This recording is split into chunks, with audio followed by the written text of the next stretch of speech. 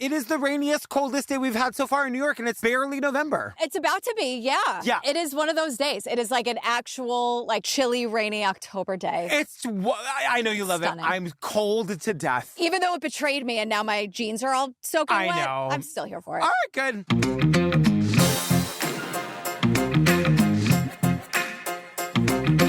Hi, Jillian Benzavalli. Hello, Patrick Hines. Fam, join us over in the Patreon, but only if you want more amazing bonus episodes, and I'm talking like 500 of them. It's a party over there is the thing about it. I know. I can't stress it enough. Everyone's invited. If you don't want to come, that's totally fine, Yeah. but everyone is invited to this party. It's where we do all of the series that have like multiple episodes. We've done everything from The Staircase to the Lacey Peterson documentary to why can't we never? We have 500. I can't think of any. To Scamanda and Yes. all of the like fake cancer docs. Oh my God! All of many the people love are fraud faking docs, cancer. everything. Everyone's faking cancer. It's ridiculous. What is this? It's gotta stop. It's too much. We also have a lot coming up. So we just did the Tylenol murders. We're doing Stalking Samantha. We're doing Trophy Hunter, that asshole, that piece of shit dentist. We're doing them all. We're in the middle of that wicked, what's it called? It's Wicked Game, Devil in the Desert. Oh my God. It's crazy. Wild. Anyway, patreon.com/truecrimeobsessed or click the link in the show notes. What's the other thing? Facebook. Oh, we have a Facebook group. Yeah, we have like 58,000 members or 60,000 members, something crazy. It's really fun. People are making friends in there. People are falling in love. Maybe not. Maybe I'm making that up, but they should be. Maybe they are and we just don't know. Wait, go into the Facebook group today looking for love.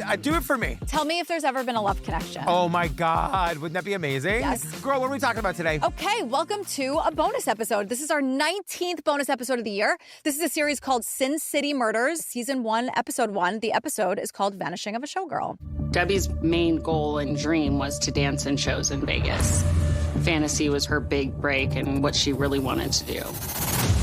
A missing persons report was filed by Deborah's roommate stating that she had not seen Deborah for a couple of days. When she left, she seemed to be fine. This was Debbie's biggest accomplishment of her career, and for her to not show up to her rehearsal was shocking. We believe that Deborah was last seen leaving her residence in her 1997 Geo Prism. I think Debbie did rub some people the wrong way. It's always that sense of competitiveness amongst dancers. They found the black boots that Debbie wore when she left her house. I remember her having a screaming match argument with him. She was scared. As soon as you walk in the front door, it's just horrible. The smell was horrific. I just remember being in such shock. Don't like talking about that part. I just want to say right at the top, how much do we love this narrator's voice? She's got that perfect lady documentary voice because the subtitle says exciting music. And then she goes, Las Vegas is known worldwide for its high-stakes gamble. And it was just like, oh my God, this lady's perfect for this. Yeah. Let me just say before we jump in, this is the kind of Vegas I want to see. Like, I want to go to one of these like Showgirl shows. The old school. Yeah, because all I've ever done there is go into like the smoky casinos and have like bad dinners with people I didn't like. Oh, no. So like now that I'm like, oh wait, I forgot that like the level of talent, the level of like love of dance. Las Vegas is a place where aspiring dancers can come and make their dreams come true.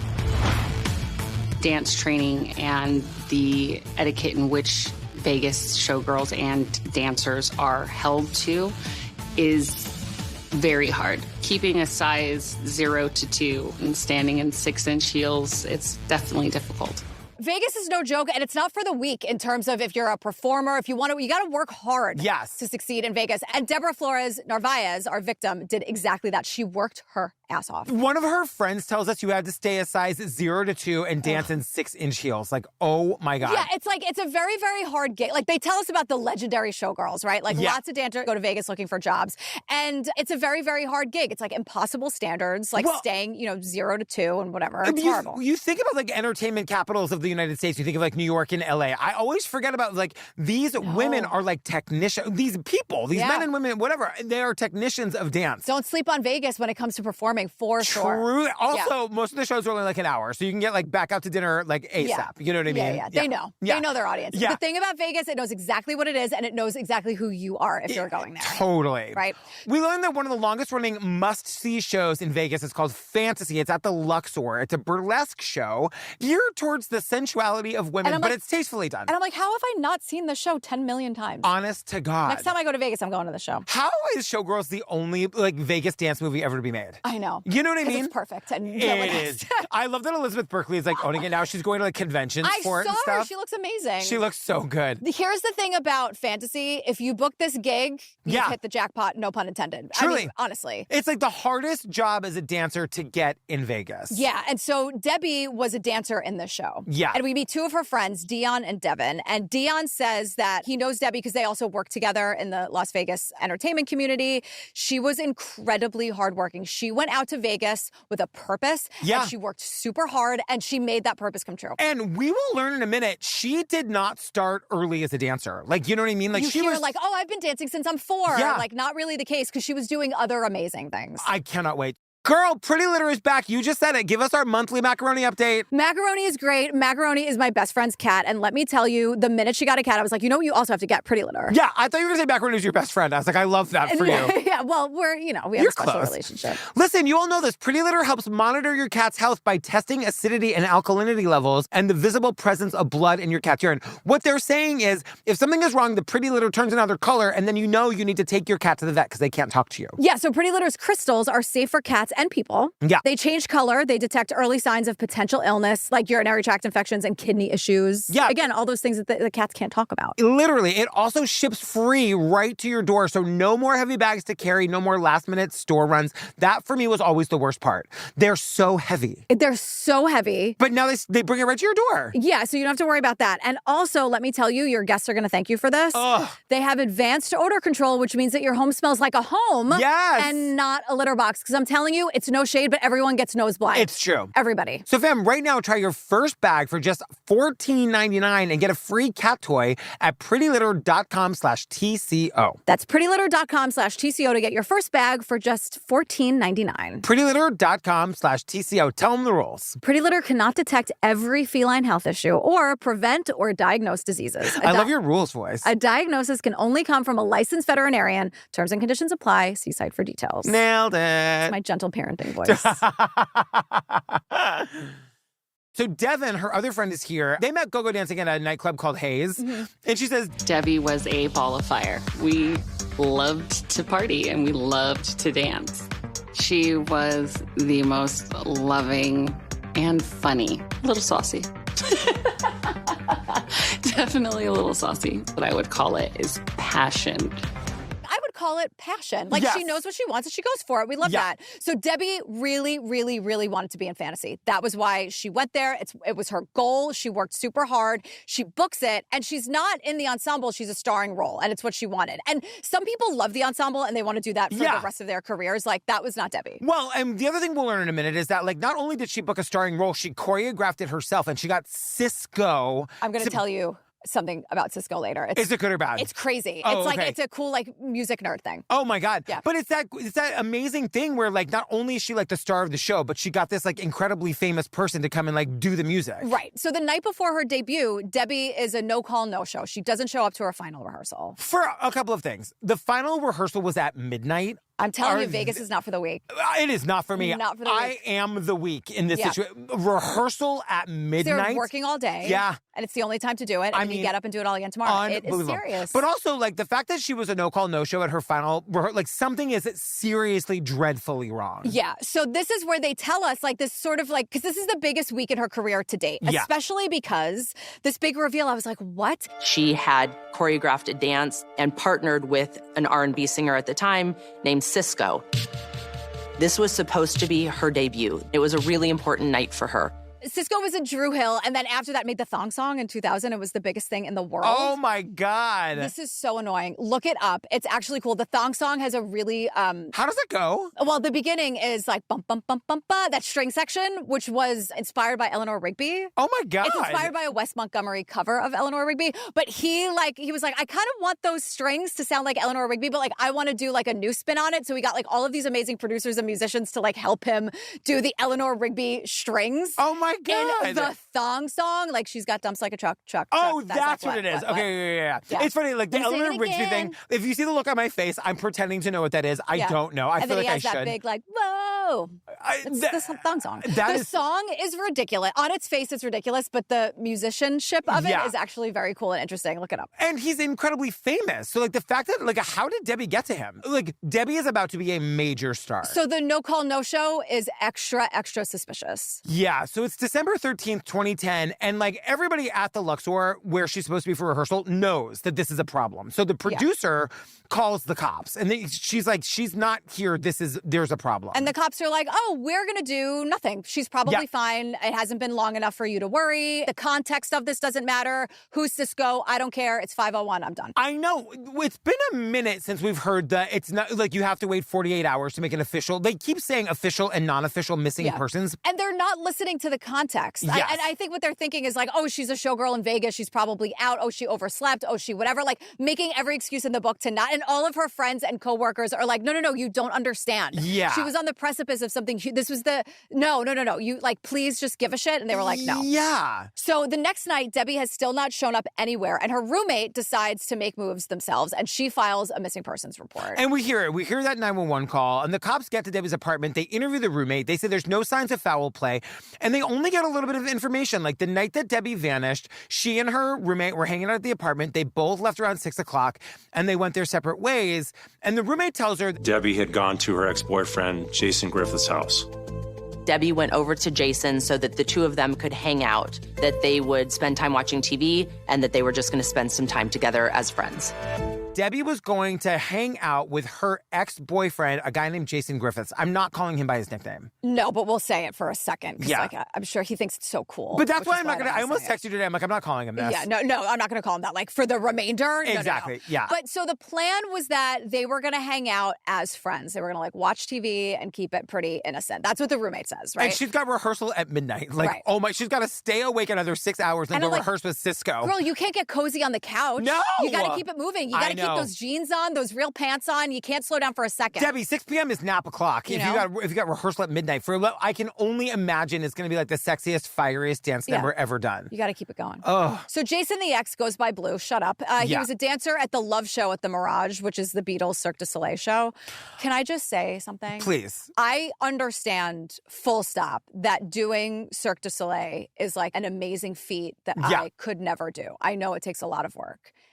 I find it incredibly pretentious, and it's just not my thing. Yeah. Like, the performance, like, the actual, it's just not my thing. Like, I'd rather go see Debbie's show than his show for many reasons, but that is also me saying, like, I totally understand that it's like a feat of amazingness. I love a Cirque show. There's a Cirque du Soleil Nutcracker that comes through every year. We went last year. It was fucking crazy. Like, I'm sure it was. Yeah. It's like you cannot believe what these people can do. It's I don't know how they're safe. I don't know how many how often they get hurt. And if you walk like on TikTok, like I'll watch like the water ones in Vegas. Like it looks, but I get it. Like I'm amazed by it. Yeah. I want everyone to go and have the time of their live stage door, get the whatever you got to do. Yeah. But I'm like, I'd much rather spend an hour at Debbie's show. I totally understand how there's something, it feels a little hokey, even though we know they are like masterful technicians. Yes. You know? Right. Like it's not an insult. It's just not my thing. Like I don't like, it's like a taste thing. It's like literally like, you're like, oh, I just don't want to. When you and I go to Vegas, we will part ways for the 8 o'clock show hour. And then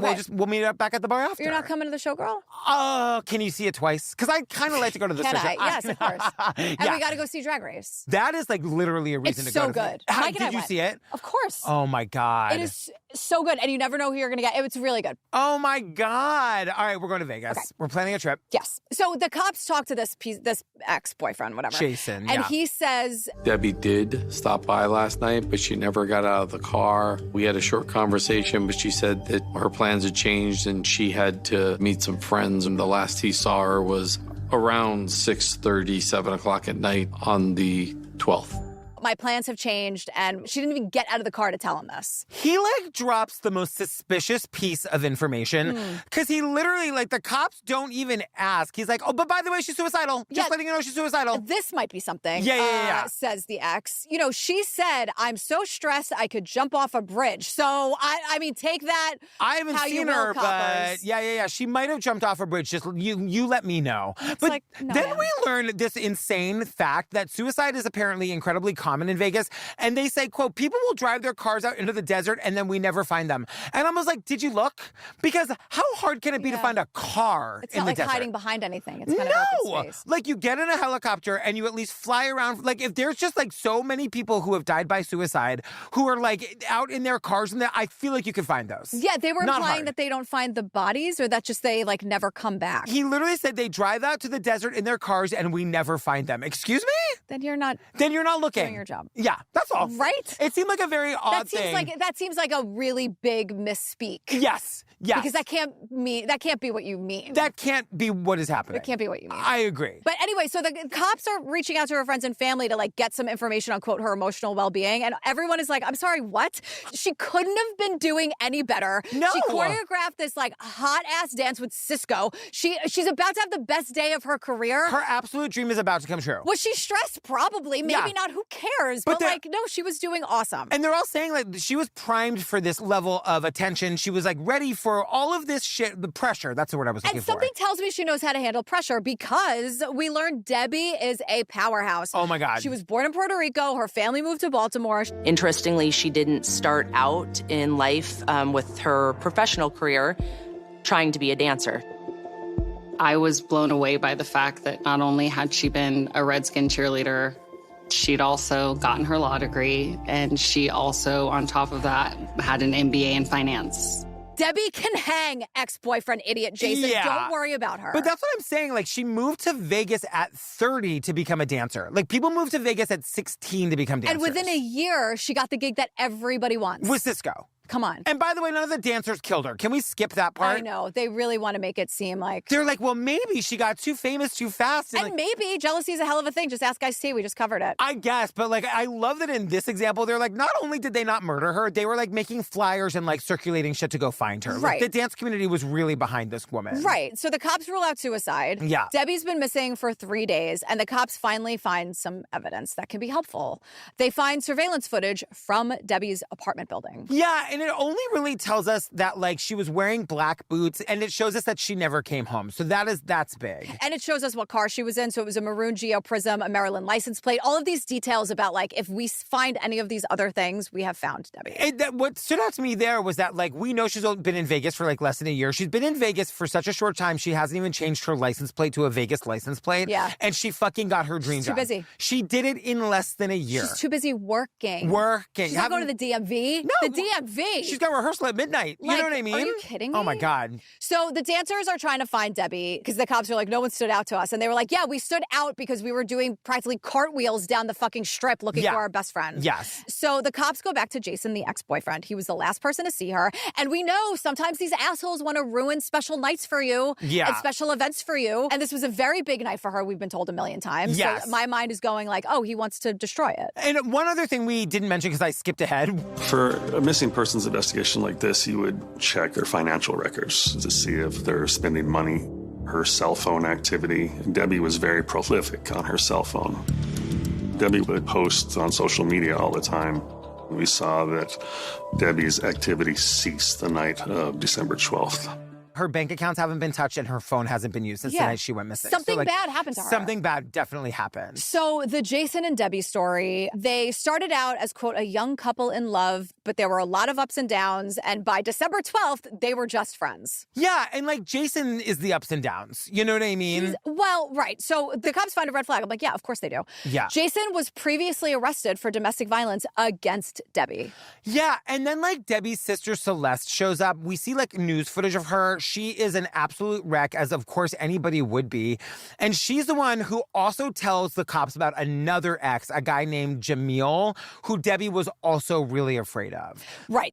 Girl, Z-Biotics pre-alcohol probiotic is back. Make it your first drink of the night. All right, so Z-Biotics pre-alcohol probiotic drink is the world's first genetically engineered probiotic. Yeah, it was invented by PhD scientists to tackle rough mornings after drinking. Thank you, science. Here's how it works. When you drink, alcohol gets converted into a toxic byproduct in the gut. Yeah, it's a buildup of this byproduct, not dehydration, that's to blame for your rough days after drinking. Pre-alcohol produces an enzyme to break this byproduct down. Just remember to make pre-alcohol your first drink of the night, drink responsibly, and you'll feel your best tomorrow. We have happy hours like once a week. We put them in a little bowl. People grab one as their first drink before they start drinking. It works every time. Yeah, it's so easy to take. Yeah. You take it as your first drink. Again, like still drink responsibly, like eat your dinner and like have some water. But really, I do notice a difference the next day. Same. Because we're like not canceling plans because we want to have a few cocktails the night before. We all have stuff to do. No, so fam, whether you're raising a glass on Turkey Day, catching up with old friends, or just winding down with a glass of wine after a long week, the next morning still matters. So don't forget to drink a pre-alcohol. Go to zbiotics.com/TCO to learn more and get 15% off your first order when you use TCO at checkout. Z-Biotics is backed with a 100% money-back guarantee, so if you are unsatisfied for any reason, they'll refund your money, no questions asked. Remember to head to zbiotics.com/TCO and use code TCO at checkout for 15% off. First drink of the night? Yeah, it's so easy. It's a shot.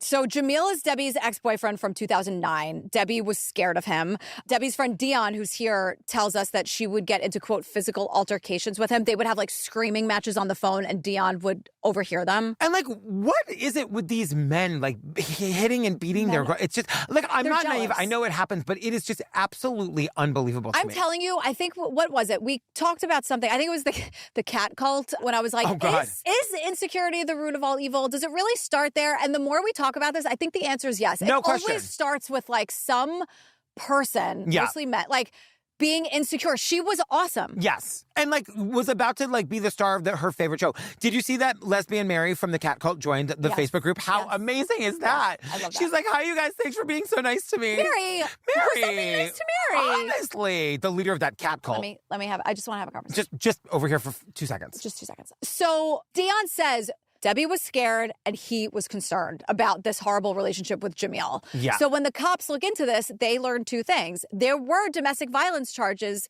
against Jamil. Yes. And also, Debbie had sued him. So in this domestic violence situation, he had like scarred her and bruised her. Because of those scars and because she was modeling and because she was dancing, she was able to sue and she got an award of $250,000. This was an award that had not been paid. There's this person with an outstanding $250,000 judgment against him, maybe 250,000 reasons for him to come after Debbie Flores.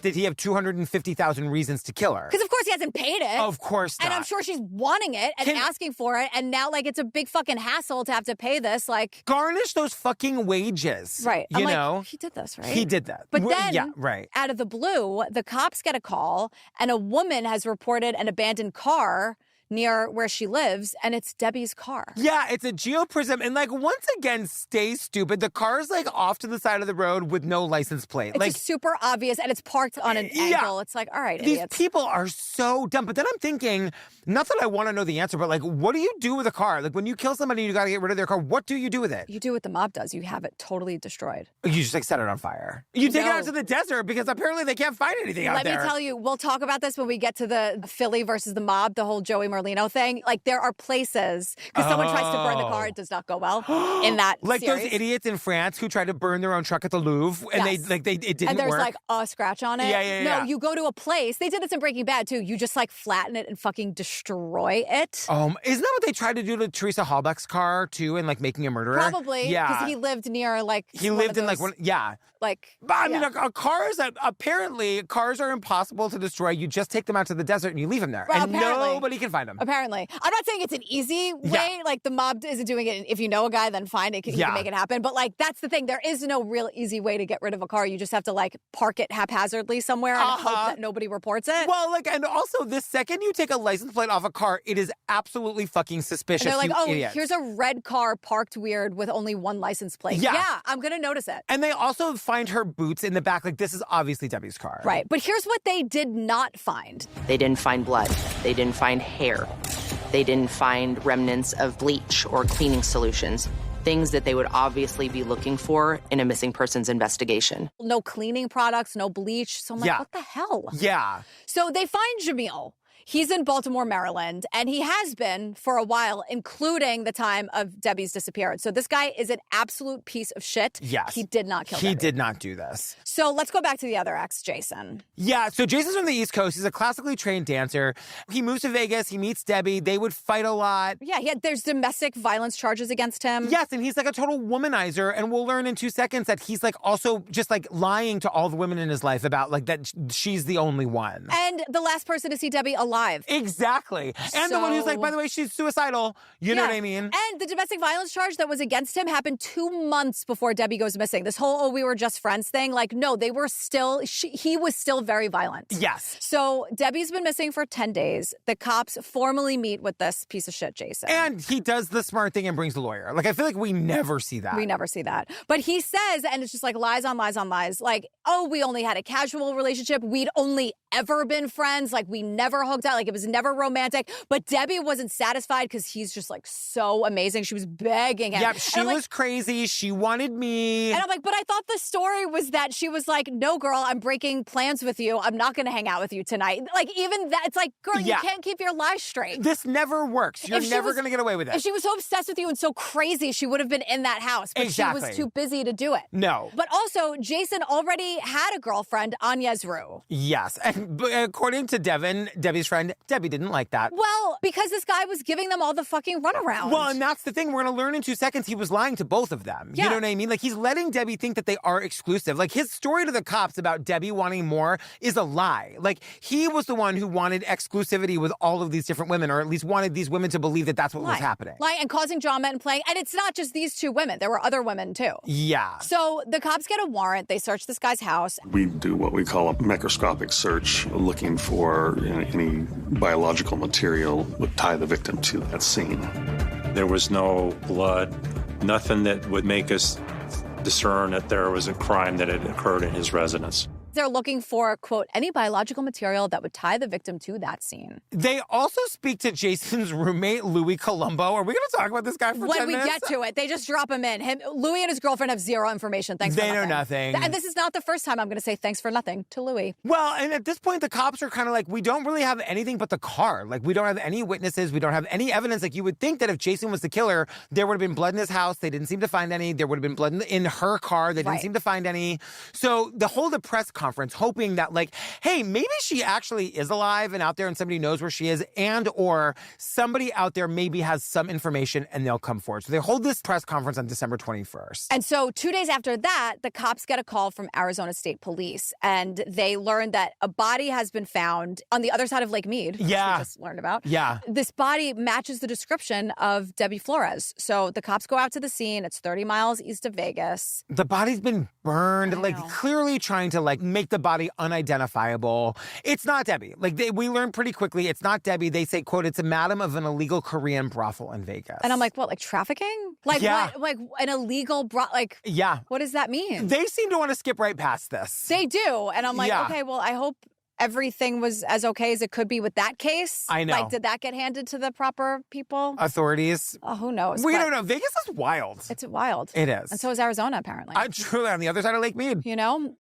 Girl, Everyday Dose is back. That is that coffee with added benefits that I drink every morning. Yeah, everyone's busy. Yes. Everyone's got a lot going on. Yes. And so when you're like constantly on the go and you love your coffee, you might be looking for something just a little bit better. Yes. And so this is the deal. They combine high quality coffee with powerful ingredients like lion's mane and chaga, collagen protein, and nootropics to fuel your brain, boost your focus, and give you clean, sustained energy all day long. So the whole idea is that, like, why drink the regular coffee that just makes you feel kind of bad, makes you feel kind of bloated, and does nothing extra for you, when you could be drinking Everyday Dose that gives you the coffee that you love and is delicious and gives you these added benefits. Yeah, it takes 30 seconds to make. Yes. You never run out of the ingredients that you need. Nope. Because it's all right there. And it tastes just like coffee, but it's like enhanced with all that good stuff. It's just like the easiest switch to make in your life for something that is going to make you feel good. You know what I mean? I love it so much. So fam, try Everyday Dose, be like me, get 45% off your first subscription order of 30 servings of Coffee Plus. You'll also receive a starter kit with over $100 in free gifts by going to everydaydose.com/Showgirl everydaydose.com/TCO or entering TCO at checkout. That's everydaydose.com/TCO for 45% off your first order. No more coffee bloat, girl. No, coffee with benefits? Exactly. Come on. I love that. Girl, Miracle Made is back. These are the sheets that help you sleep at the perfect temperature. You and I are both obsessed with this. Yeah, long gone are the days of either waking up sweaty or freezing cold or that horrible combination of both. Oh my God, yes! The worst thing in the world. So look, Miracle Made sheets are crafted with NASA-inspired, silver-infused fabric that helps regulate your body temperature. Like, that's what we all need. Yeah, whether you're a hot sleeper or cold sleeper, it doesn't matter. These sheets are going to help keep you in the comfort zone all night long. That's number one. Yeah. Number two, they stay clean longer. Right. So look, thanks to their antibacterial silver technology, Miracle Made sheets stay cleaner and fresher up to 3 times longer than regular sheets. So that means fewer odors, like the sheet odor is the worst. Not with Miracle Made. Fewer wash cycles, which we all love, and way less laundry, which I'm a huge fan. It also feels like a hotel bed, which I love. So you're getting that luxury comfort without the luxury price. I mean, we love this so much. Fam, it's time for you to upgrade your sleep or give the gift of better rest. This is a great gift. It really is. Yeah. Go to trymiracle.com/TCO to try Miracle Made sheets today. You'll save over 40%, and when you use promo code TCO, you'll get an extra 20% off, plus a free 3-piece towel set. They make an amazing gift, and with a 30-day money-back guarantee, there's no risk. Yeah, that's trymiracle.com/TCO, code TCO at checkout. Thanks to Miracle Made for sponsoring this episode. And my good night sleeps. Yeah. So let's talk to Jason's new girlfriend, Agnes Rue. Agnes Rue was very talented. She was a female lead in a Cirque du Soleil show here in Vegas called Zumanity. And she was the newest love interest of Jason Griffith in December of 2010. When detectives speak with Agnes, she tells them she started dating Jason after he broke up with Debbie. Or so she thought. So this piece of shit was dating both of these women. They both thought they were the only one. He's lying up and down. I'm like, okay, also history of lying, history of violence, history of lying, total piece of shit. Cool. Yes. So when Debbie finds out what's going on. That they're two-timing. Did you catch that? I know. They're like, they both found out that he was two-timing them. I'm like, what? When was this made? He's a lying piece of shit. Exactly. We're still censoring. Or cheating. Right, exactly. Hulu, get it together. Peacock, get it together. Whatever this is.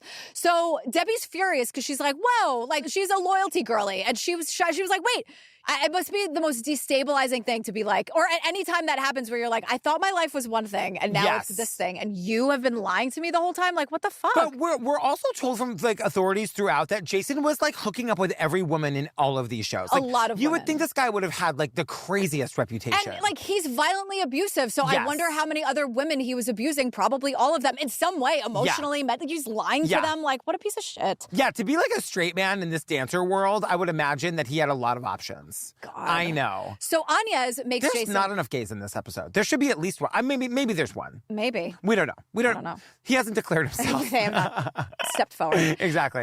So Agnes makes Jason choose, and Jason chooses Agnes. Yeah. And according to Agnes, who is not here with us, we're just hearing this from other people, other reports. According to Agnes, Debbie just could not let it go. Yeah. I know that we don't know that much about Debbie. She's got a fucking MBA, a law degree. Does she sound like the kind of lady who's going to wait outside some other lady's house? NFL cheerleader. To be in a fist fight? I don't think so. And like the lead dancer in the biggest gig on the Strip, Dancing with Cisco. So like this, I'm calling bullshit on this story. I don't know about the fact that this asshole wasn't the only game in town for Debbie. However, when you're being abused by someone, you can't see that. It's true, because the story that we get is that like Debbie goes to Agnes's house and like waits outside for her to come home. She comes home with Jason.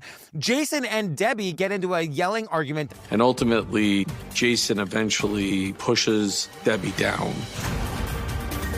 throws her phone. It ended in violence for Debbie, and it ended in jail for Jason. Jason, once again, like just gets violent because that's what he does. Shoves Debbie, throws her phone, breaks it. And Debbie comes out of this fight, this fist fight with this piece of shit man. She had cuts, she had bruises, her hair was ripped out of her head. Yeah, like he didn't just shove her to the ground, he beat her up. And like Anya, I don't know what Agnes was doing there. I'm not saying it was her responsibility. I'm just saying we don't know what role Agnes played in here. The way she tells it, she's a spectator and a spectator only. Yeah. That's the story. Because I just don't think there's a world in which Debbie was there to like beat Agnes's ass. I just don't think that's what happened. No, I'm sure she was like, what the fuck? Yeah, Which is a very valid question. Yes. I ask it. many times a day myself. Exactly. And I am not in this situation, so I can only imagine how she's like, I'm sorry, what? Yeah. You've been lying to me as I'm working my ass off? Like, what is going on here? Debbie, everything was coming up Debbie. Like, she had it made. But this is why. I know. Yes. This is when it happens, when everything is coming up you. Yes. So the DA says it ended in violence for Debbie and jail for Jason. Yeah. But Inez has an airtight alibi. Yeah, like she's definitely not the one who brought harm to Debbie. Like she's at her show. The window of time doesn't add up. It doesn't make any sense. We don't know what she knew. We never come back to it. But at the very least, she did not commit any crime. Or exactly when she broke up with this asshole, which was hopefully... Yeah. in the middle of this fucking fight. There's a lot of things that shows like this breeze by pretty quickly that we'd like some more answers to. You know what I mean? I can feel it. Yeah. I'm harping. No, it's okay. I'm with you. So Debbie has been missing for 3 weeks. They get another phone call from another ex of Jason's. Yeah. So she had seen the news conference and she's got a story. And she says, Jason, now they refer to her as a girlfriend, but like in my understanding, she's just another girl from a show that he was hooking up with. Another ex. Yes. And so Jason shows up at her house in a U-Haul with a large tub. She asks Jason what's in the tub.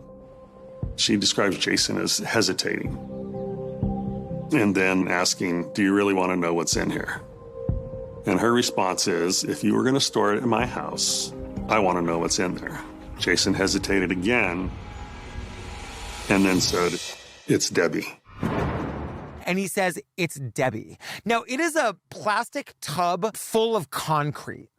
Yeah. Yeah. And so she rightfully loses her fucking mind, screams and yells at him to get out of there, and he takes off. So now this happened on December 15th, 3 days after Debbie went missing. Yes. This woman, we don't get her name, that's fine, but she does not report it for 3 weeks. And I think that's fine. I'm going to go on the record, like, this cop cannot understand why this woman took so long to report it. She's absolutely fucking terrified. Her ex-boyfriend shows up with a dead body, and you're wondering why this woman didn't like immediately drop a dime? And the other, it's not just the piece of shit ex, it's Louis the roommate. Yes. Louis Colombo is 6'5" and 400 pounds. Yes. And so he came as muscle to kind of, I think, strong arm this woman into letting them do whatever they wanted. And also, it's just a scary fucking thing. And let me just say, I have no idea, but I cannot imagine what it must be like to be a female dancer in this culture. I bet they are dealing with terrifying men all the fucking time. Yeah, I think being in any situation like that, there's a lot of entitled men, because if you're on stage looking like that and being sexy, then it must be okay. Or you're drinking all day in Vegas, or you're out in the sun, or you're just an asshole. Like, and just like, it must be scary. So like, when I say it's fine that she didn't call for 3 weeks, what I'm saying is, can we give this woman some grace? I don't think she had a nice 3 weeks. Exactly. I don't think it was like a fun 3 weeks for her. I think she was trying to see like, what do I do? And ultimately, she's the key to this whole thing. She did the right thing eventually, but she's got to figure out, she's like, I mean, my God, I'd be scared for my life. And at first it is like 3 weeks, girl. Oh my God, pick up the phone. But like, this is where we are. Also, hey, idiots, please, please, please stay stupid. They rented a U-Haul to bring this tub to this woman's house. There's a record, you fucking dingbats. It's hilarious. We see the video. Receipts, credit cards, actual camera footage of you doing it. So December 12th, Debbie goes missing. December 14th, idiots rent the U-Haul. Yeah. December 16th, idiots return the U-Haul. So the cops are saying, okay, we know, unfortunately, Debbie is deceased. Yes. Whatever happened to her happened within that timeline I just said, between the 14th, idiots renting the U-Haul, 16th, idiots returning the U-Haul. So the cops are like, we got to go talk to Louis, who is clearly the weaker link. And when they say that, they show this picture of this man looking like the schlubbiest he could possibly look. They offer him a deal, he cooperates like that. 2 seconds flat. No questions asked. And he confirms the story that we just heard from the girlfriend saying, yep, we went to the house, there was the tub, like we asked her, whatever. And he gives like the full account of what happened. December 12th, Debbie goes to Jason's house. Yes. Louis, the roommate, is there. Jason says, not tonight, Debbie. I'm going to go meet up with Inez. And Debbie and Jason have a fight. Jason gets violent because that's the only thing he knows how to do.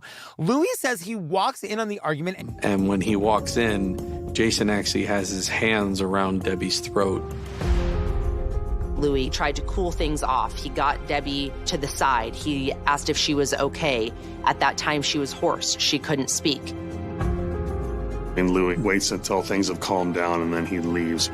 He waits for things to calm down, and then he leaves. Thanks for nothing, Louis. For absolutely fucking nothing. You could have taken this guy by his collar and body slammed him with one arm behind your back, and you just left. We don't know why. Jason owns this guy. Jason owns Louis. We don't know why, but 100%. but absolutely, Louis is under Jason's thumb. 100%. And by the way, Louis, that's the only reason Jason is your friend. He doesn't like you. Like, he only likes you because he knows he can manipulate you to do anything. And you'll keep your mouth shut and your hands to yourself when he is beating the shit out of a woman in front of you. Exactly. And then leave her alone with him. You fucking piece of shit. So Louis goes to get his girlfriend, gets a text from Jason that says, don't bring your girlfriend here, but get home right now. And Louis is like, okay. So Louis arrives. Debbie is on the floor because she has just been killed by Jason, which, Louis, you knew that was going to happen when you walked out of the door.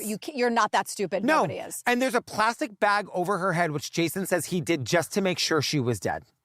So Louis says he runs to the bathroom and throws up. I don't buy that for a second. So they dump Debbie's car. Jason insists they've got to get rid of the body. Louis like, okay. Okay, no problem. What can I do? How can I help? I've been getting violently sick in the bathroom, but let me just help in any way that I possibly can. Let's do that. So Louis helps fold her up and put her into this plastic tub. And it's like, oh, so Jason, you just randomly have this plastic tub, or were you planning this? Right. And then I'm like, is this the first person he's ever killed? You know what I mean? Probably not. But, you know, like... Or definitely, like, he's definitely severely hurt women. Yes. No question. Yes. So, like, oh, look, there's footage of them at the hardware store buying the concrete. No two idiots have ever looked more stupid than these two. I don't know what it is about watching. I, watched it twice. I'm like, my God, they look so stupid. You can hear the derpy music. 100%. It's just like, it feels like that cartoon where it's like the big oaf. Yeah. And then like the skinny, like, with like the wise guy. And then like the big oaf that's like, yes, sir, sir. Yeah. That's what this is. Only come to life. And it's evil. And it's not a cartoon. It's real life. And they buy like a few pounds of concrete. And comes back and they pour the concrete in the tub over the body. At this point, Jason gets the keys from this little bungalow downtown from another ex-girlfriend, and they were going to put the body in that house because they know the house is going to be empty for a while. Jason gets the keys to a downtown bungalow from yet another girlfriend. Another ex of his, and he wants to, like, because the bungalow is not in use, and he wants to use it for that. It's like a vacant, like a bungalow that she has the keys to. And, like, no questions asked. She gives him the keys. They bring the body down to the house. They know the house is going to be empty for a while. They load the tub into the truck. This was so... The tub cracks on the way into being loaded into the truck, and fluid starts leaking out. I know. Suddenly, Louis is not sick anymore. Well, yeah. You know what I mean? The muscle, the 400-pound guy who's like, no, this I can help you with. I won't help Debbie when your hands are around her neck. Exactly. But this I'll do. This is fine. So they leave Debbie's body inside the bungalow, and they go back to the hardware store to get supplies. More video. For bleach and, quote, odor-blocking materials. Hammers, chisels, cleaning materials. Yeah. They break down the concrete they've already put her in. Then, this is so awful. They, quote, mutilate the body. They put her torso into one tub. They put her legs into the other tub. They put her into the closet of the house. And they use caulking in order to close up the closet.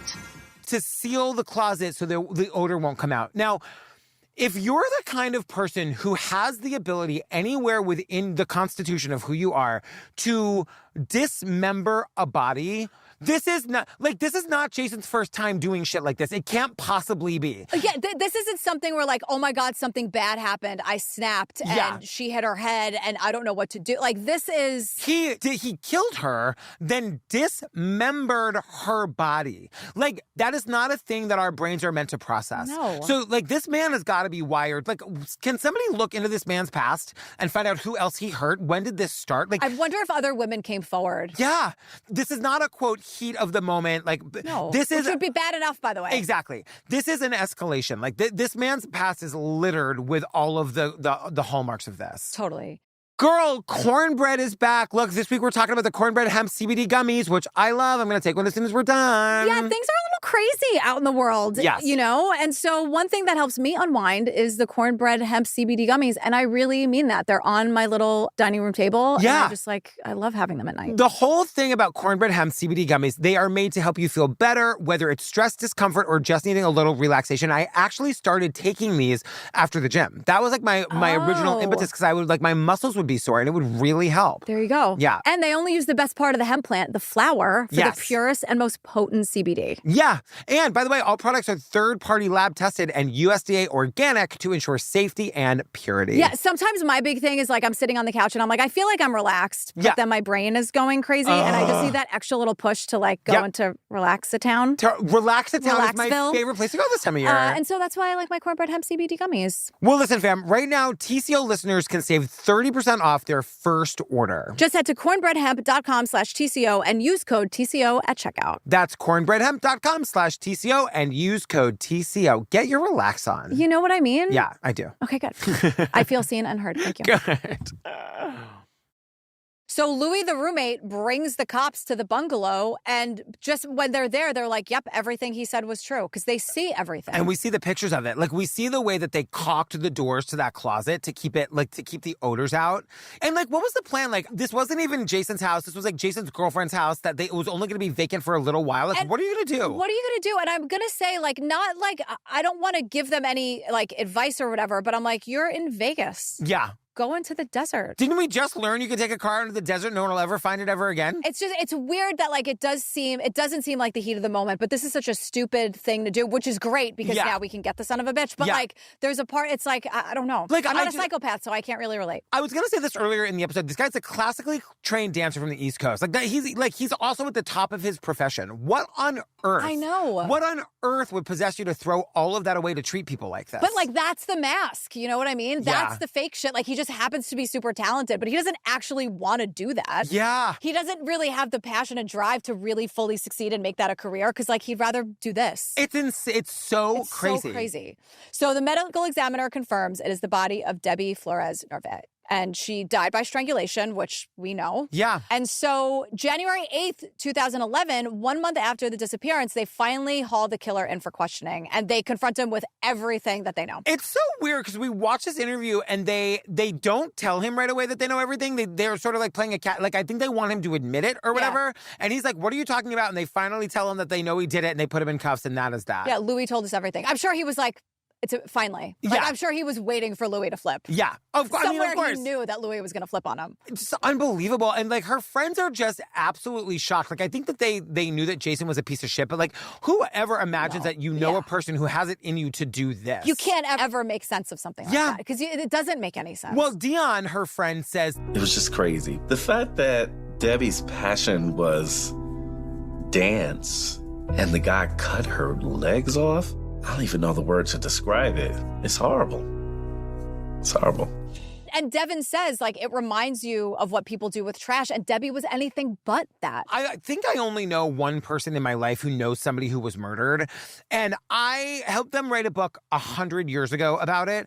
And I just remember her processing, you never think you are going to know somebody who's going to die, let alone knowing somebody who has been brutally murdered. I know. That is a thing that how do you ever process that fully? I know. I told you one of my mom's friends knew someone who was killed in a road rage incident. Oh my God. They just got were, honking the horn, whatever. And the other person got out of the car and killed him. I mean, that is it's insane. You know what I mean? And then you hear that, and even though it's removed from me, it's just how, what you were saying before, how do you get to that point? Right. What is in you?